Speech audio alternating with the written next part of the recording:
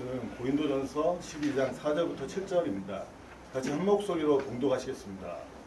은혜의 선물은 여러 가지지만 그것을 주시는 성령은 같은 성령이십니다. 섬기는 일은 여러 가지지만 같은 주님을 섬깁니다.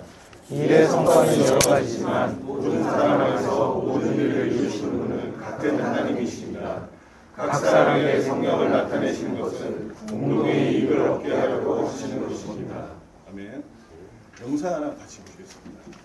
극중 인물인 유쾌관 씨가 그 복강경 담낭 절제술을 받아요. 5월 4일에 받고 수술을 무사히 받고 나서 퇴원을 했는데 그 다음날 교통사고가 납니다. 그래서 뇌사 환자로 들어오고 그것이 5월 5일입니다. 그래서 5월 4일 날 극중에 보면 그 수술을 마치고 난 다음이니까 멀리 갈 수 없어서 어린이날 집 앞에 있는 짜장면 가게 가서 짜장면을 사주겠다라고 약속을 한 그날 교통사고로 죽죠. 뇌사 판정을 받아서 이제 보호자인 아내가 이제 기증을 하기로 해요. 장기 기증을. 그래서 이익준 교수라고 여기에 나오는 이제 교수가 이제 수술을 맡습니다. 근데 이제 5월 5일이잖아요. 그래서 11시 50분인데 이제 이렇게 받으러 온 거죠. 장기를 다른 병원에서. 근데 만약 그날 그 수술을 하면 아버지 기일이 되잖아요. 어린이날이 기일이 되니까 그날을 피해서 10분을 기다렸다 5월 6일 날 수술을 하는 것입니다. 장기 기증은요. 근데 이게 그냥 드라마였으면 좋았을 텐데 이게 실제 일어난 일입니다. 그래서 이대 목동병원 홍근 교수, 지금은 이제 장기기증센터 센터장인데 이분이 전임의 시절에 겪었던 일이라고 합니다. 근데 이제 드라마하고는 조금 다른 게 드라마에서 이제 의사가 제안을 했는데 보호자들이 이제 수술을 좀 5월 6일 날 해주면 어떻겠습니까? 라고 얘기를 해서 이 홍근 교수가 기다리고 있는, 그러니까 그 장기를 받아야 될 병원의 의사였다고 하지요. 예. 차우람군입니다. 2022년 3월에 이 아이가 이제 그 전 크리스마스 때 쓰러져요. 그래서 이 아이가 끝내 일어나지 못하고 이제 뇌사가 됐는데 이 아이가 이 아이의 부모인 그 아버지와 어머니가 이렇게 결정을 해서 심장과 간과 간이죠. 간과 신장 이 네 장기를 기증을 합니다. 그래서 4명의 사람을 살립니다. 예, 손동민 소입니다. 2021년에 조혈모세포 기증을 했어요. 예, 그래서 한 사람을 살렸습니다. 이게 조혈모세포가 맞는 게 0.005인가 그렇거든요. 예. 근데 이분이 이제 또 한 사람을 살린 거죠. 왜냐하면 조혈모세포 기증을 안 하면 죽거든요. 예, 백혈병이나 뭐 이런 질병이 있는 분들이. 저도 여러분들에게 한번 말씀드렸는데 2004년에 20년 전에 제가 조혈모세포 기증을 했습니다. 예, 그래가지고 한 명을 살렸죠. 예, 2004년도로 제가 기억을 하는데 제가 이제 대학 입학하고 나서 서울중앙병원 6일병동에 이게 백혈병 소암 환자들이 있는 곳이에요. 아이들이 있는 곳인데 거기 봉사를 한 3년 나갔습니다. 근데 이제 조혈모세포 기증을 해주면 이게 맞으면 사는데 없어서 이제 죽는 아이들이 있다는 걸 알고 제가 이제 조혈모세포 기증을 하겠습니다라고 신청을 하고 나서 꽤 오랜 시간이 지나고 나서 이제 저한테 연락이 온 거예요. 맞는 사람이 있다고. 그래가지고 제가 이제 기증을 해서 그 당시에 이제 요게 거래가 되면 안 되잖아요. 그렇죠? 왜냐하면 안 주면 죽으니까 뭐 전 재산을 팔아서라도 뭐 만약에 거래가 가능하다면 사지 않겠어요? 그러니까 이게 거래가 안 됩니다. 그래가지고 어떻게 되냐면 기증만 할 수 있으니까. 예. 그래서 그 아이하고 만나보지도 못했는데 요즘은 이제 편지는 주고받게 한다는 얘기를 제가 듣기는 한 것 같거든요. 근데 초등학생이었대요. 근데 그 아이가 이제 받아서 살았다는 얘기를 들었습니다. 그리고 나서 제가 꽤 큰 교회에 있었어요. 사랑의 교회라고. 그 교회에 있어서 몇천 명 학생들이 다니니까 제가 이런 얘기를 하면서 좀 여러분들도 기증을 하십시오 그래갖고 5명이 기증을 했습니다. 그러니까 5명의 생명이 산 거죠.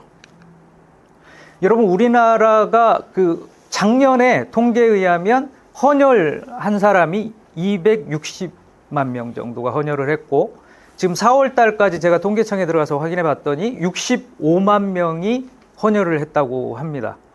예. 여러분, 요런 헌혈이라든가 장기라든가 이런 거는 매매하는 게 금지돼 있죠. 왜일까요? 인간의 존엄성이 달린 문제이죠. 예. 근데 매해 그 4,000명 정도가 제가 알고 있기로는 장기를 기증하는데 장기가 필요한 사람들은 5만 명입니다. 예.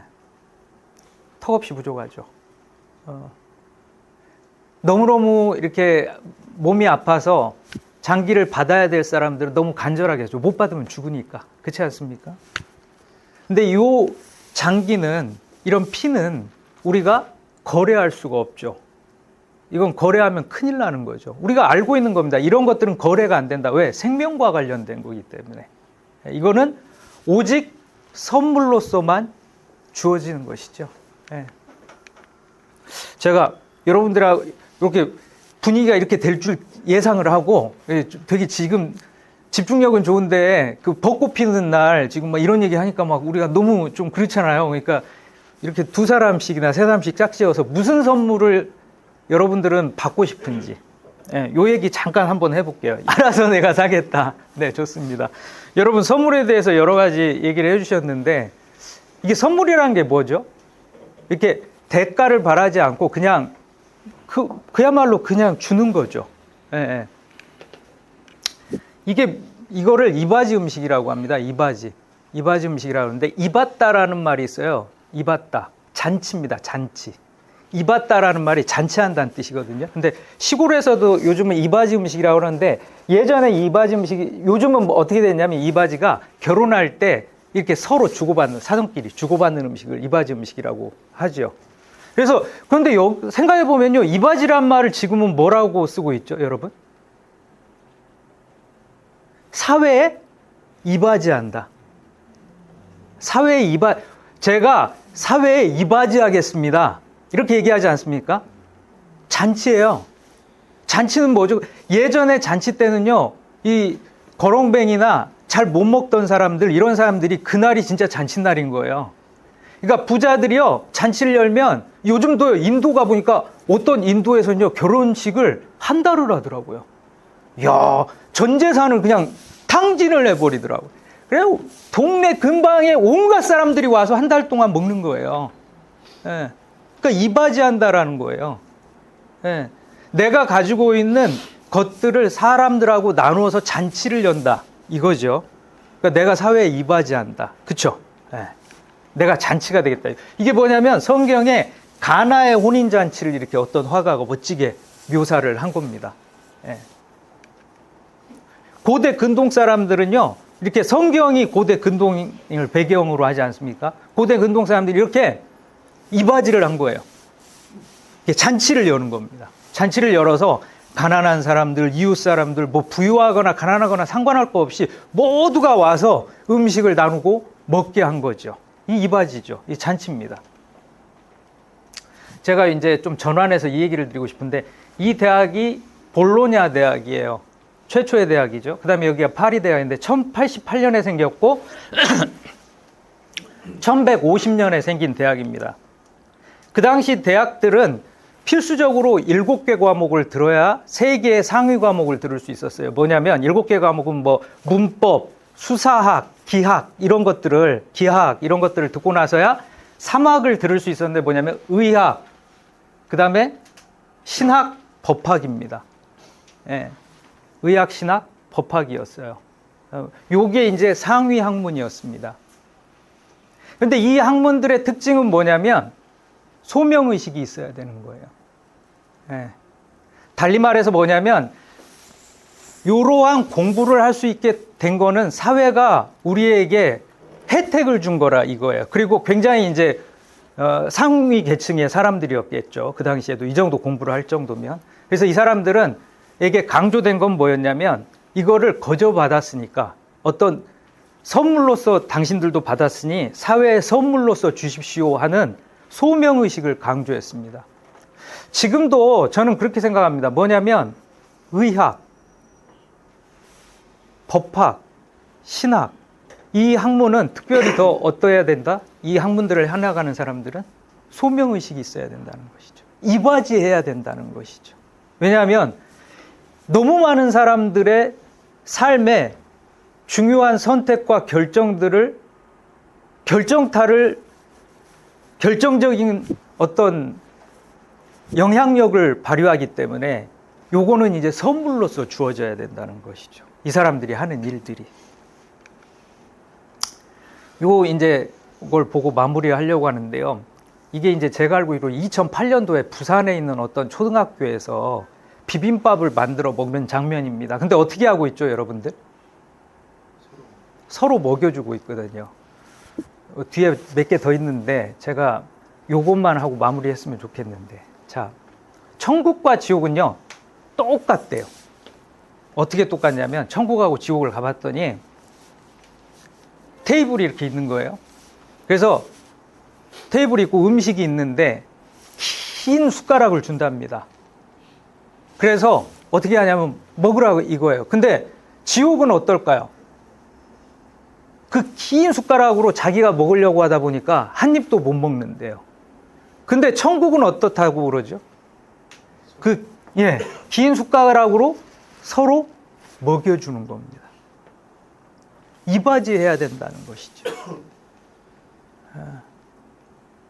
여러분, 저는 이 사회를 보면요, 너무 안타깝죠. 너무 안타깝습니다. 왜냐? 긴 숟가락으로 자기 입에다가 넣으려고 하는 거예요. 더 바라지 않겠습니다. 긴 숟가락으로 어떻게 해야 돼요? 다른 사람 입에다 넣어주는 겁니다. 여러분, 그게 뭐예요? 천국입니다. 그것이 하나님 나라입니다. 오늘 본문에 보니까 예수 그리스도의 몸을 이루라고 얘기를 하고 있는데 저마다 다 하늘에서 준 하나님이 주신 은사가 있다 이거예요. 기프트가 있다 이거예요. 어떤 사람은 말을 잘해요. 어떤 사람은 숫자를 계산하는 데 능합니다.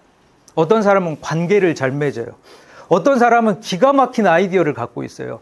그 모든 것들이 내가 잘해서 된 것일 수도 있다고 생각할 수도 있지만 한편으로 이거는 하늘이 나에게 주신 재능이고 선물이다 여기고 그걸로 서로의 입에 음식을 넣어주듯이 이바지해야 된다는 것입니다.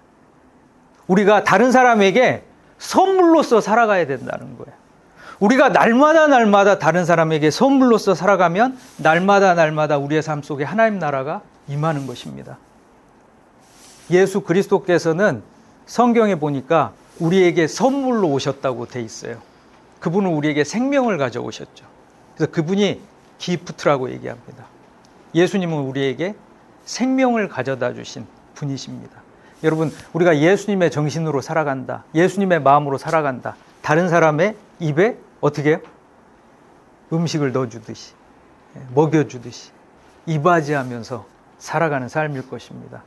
여러분, 하추 우리 모든 식구들, 임직원 여러분들 그렇게 다른 사람의 입에 음식을 넣어주는 선물이 되는 삶을 살아가기를 바랍니다. 네, 잠깐 기도하겠습니다. 선하신 주님, 주님께서는 우리에게 선물로 오신 줄로 믿습니다. 생명의 선물로 오셨습니다. 사랑의 선물로 오셨습니다. 소망의 선물로 오셨습니다. 주님, 지금 이 세상은 긴 숟가락을 가지고 서로 자기가 먹겠다고, 스스로 먹겠다고 하다가 서로 못 먹는 그런 하나님 결핍의 시대를 살아가고 있습니다. 그러나 주님, 오늘 우리가 가진 숟가락으로 우리 이웃을 먹이고 우리 옆에 있는 사람을 먹이면서 우리가 하나님 날마다 우리의 삶 가운데 하나님 나라가 임하는 풍요의 삶을 경험하게 하여 주시옵소서. 은혜의 삶을 살아가게 하여 주시옵소서. 우리 하츠 임직원 모두가 그런 선물 같은 삶을 살게 하여 주시옵소서. 주 예수 그리스도의 이름으로 기도드리옵나이다. 아멘. 이제는 우리 구주 예수 그리스도의 은혜와 하나님의 사랑과 성령의 교통하심이 선물로서 은혜로서 살아가고자 원하는 모든 하츠의 임직원들 위해 이제로부터 영원까지 함께 있을지어다. 아멘.